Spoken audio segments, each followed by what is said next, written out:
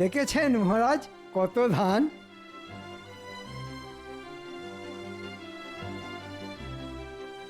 আহা, দেখলেও যেন চোখ জুড়িয়ে যায়। ঠিক বলেছেন মহারাজ, এবারের মতো ফসল মনে হয় আগে কখনো হয়নি। সবই মা ভবানীর কৃপা।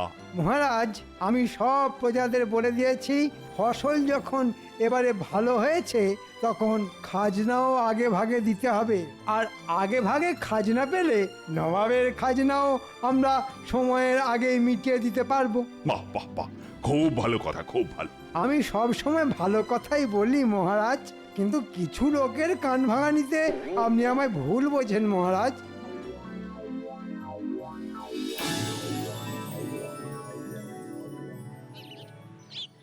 আচ্ছা গোপাল, বলো তো এটা কি ফুলের গাছ? এ ফুল গাছের কোনো নাম নেই মহারাজ, কেননা এ গাছ পথের ধারে বেড়ে ওঠা বুনো ফুলের গাছ।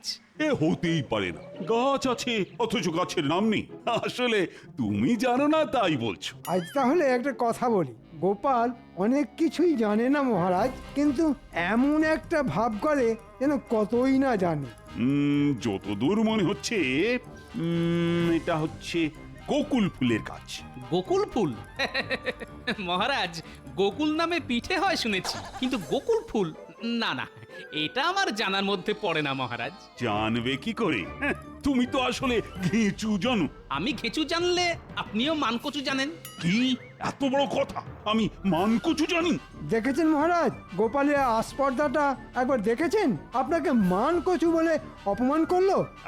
এই গোপাল, তুমি তুমি আমার সামনে থেকে দূর হয়ে যাও তো। তোমার মুখ আর দেখতে চাই না আমি। তার মানে চাকরি থেকে তাড়িয়ে দিচ্ছেন? সে তুমি যা মনে করো তাই চাও। একটু ভোরকে দিয়ে যাচাই করে দেখি। ঠিক আছে, চলে যাচ্ছি। জানেন তো, বর্ধমান রাজা কিন্তু আমাকে নেবার জন্য হাত ধুয়ে বসে আছে। তাহলে যাই, বর্ধমানেই চলে যাই। হ্যাঁ হ্যাঁ, যাও যাও। কি ভাবছো তোমাকে ছাড়া কৃষ্ণনগর অন্ধকার? গোপাল সত্যি সত্যি বর্তমানে চলে গেলে তো খুব মুশকিল। মন্ত্রী, আমায় কথা বলতে দাও। শোনো গোপাল, চাকরি থেকে তাড়িয়ে দেবার কথা আসছে না, তবে মুখ দেখবো না যখন বলেছি, তখন কাল থেকে আগামী 3 মাস তোমার মুখ আমি দেখবো না। এই 3 মাস তুমি ঘরে বসেই মাইনে পাবে। বাবা, ঘরে বসেই মাইনে? তবে হ্যাঁ, ভালো ফসল হওয়ার জন্য আমি যে সকলকে মাইনে বাড়িয়ে দেবার কথা বলেছিলাম, তুমি কিন্তু সেটা পাবে না। শুনলে তো গোপাল, এবছর তোমার মাইনে আর বাড়বে না। এই হলো বাচালতার শাস্তি, বুঝলে?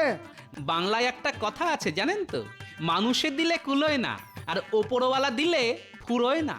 মহারাজ যতই দিন না কেন, তাতে আমাদের কারোরই ভালোভাবে চলে না। হ্যাঁ, কিন্তু ওপরওয়ালা দিলে সারা জীবন ফুরোবে না। আমি তাহলে চলি মহারাজ। হ্যাঁ হ্যাঁ, যাও, তুমি এখন আসতে পারো।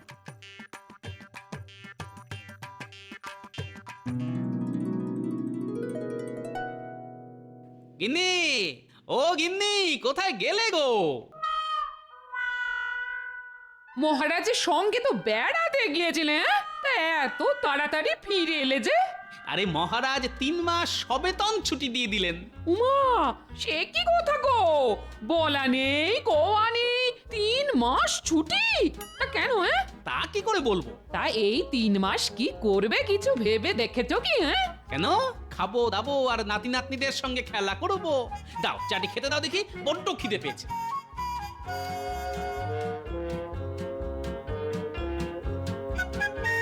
মহারাজ শুধু মধু ছুটি দিয়ে দিলেন, নিশ্চয়ই এর মধ্যে কোনো রহস্য আছে।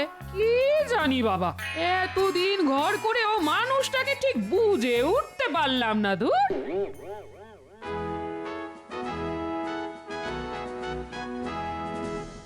বলো কি উজির, কৃষ্ণচন্দ্র এবার আগে ভাগেই সব খাজনা মিটিয়ে দিয়েছে?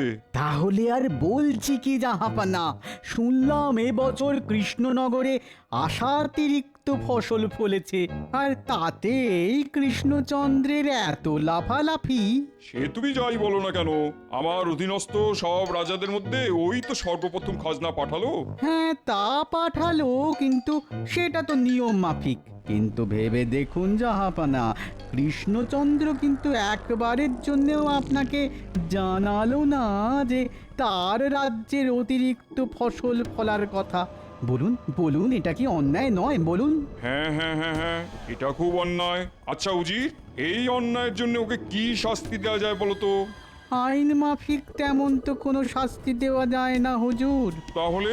তবে ওকে মোক্ষম রকম প্যাঁচে ফেলে, মানে ঘুরিয়ে উত্তম রকমের শাস্তি দেওয়া যায়। তাহলে আর দেরি করছো কেন? মাথা খেলিয়ে এক্ষুনি একটা মোক্ষম রকমের প্যাঁচ বের করে ফেলো। আমাকে তাহলে একটা দিন সময় দিন জাহাপানা, কালকেই এমন একটা প্যাঁচের কথা বলবো না, হাজার চেষ্টা করেও কৃষ্ণচন্দ্র সেই প্যাঁচ কেটে বেরোতে পারবে না। কৃষ্ণচন্দ্রকে নিয়ে আমার সমস্যা নেই, কিন্তু ভয় তো গোপালকে নিয়ে। ও যদি প্যাঁচ কেটে দেয়? এবার আর সেটি হবে না, দেখবেন গোপালও কেমন দাঁত ছড়কুটে পড়বে। বাবা বাবা বাবা বাবা বাবা, বহুত খুব বহুত খুব বহুত খুব। তাহলে যত তাড়াতাড়ি পারো প্যাঁচ মারো, প্যাঁচ, বুঝলে?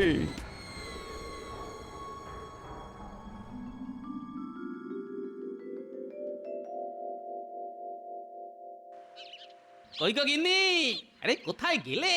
একবার এসে দেখে যাও কেমন বাজার করে এনেছি।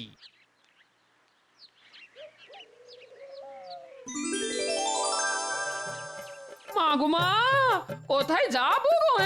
কিপটে বুড়ো আজ হাত খুলে কত বাজার করে এনেছে গো।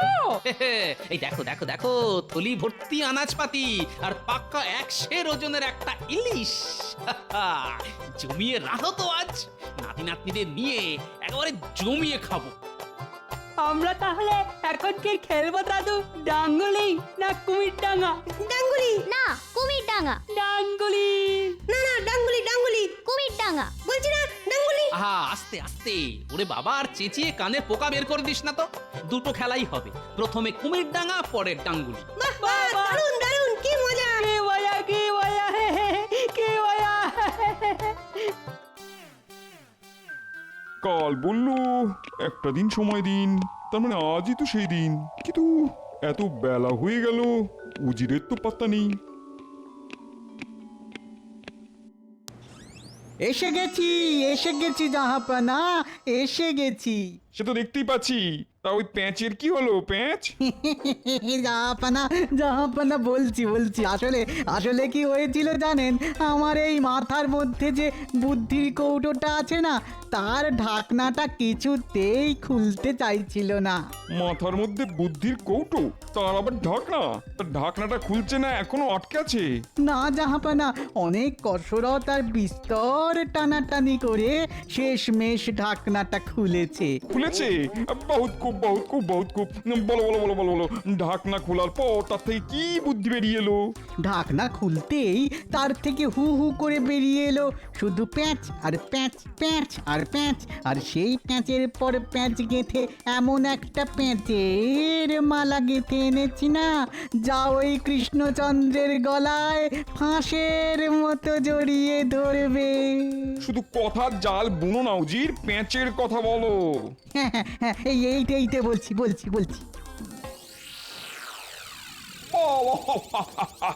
বহুত খুব বহুত খুব বহুত খুব। সত্যি উজির, তোমার পেটে পেটে তুড়ি তুড়ি তুড়ি, মাথার মধ্যে এত পেঁচ? তবে আমি হলপ করে বলতে পারি, কৃষ্ণচন্দ্র তো কোন ছাড় খোদ গোপাল অব্দি এই প্যাঁচ কেটে বেরোতে পারবে না। তাহলে নিয়ে এসো কাগজ কলম, এক্ষুনি আমার নামে পত্র লিখে কৃষ্ণনগরে পাঠাও। উড়িয়ে দাও কৃষ্ণচন্দ্রের চোখের ঘুম।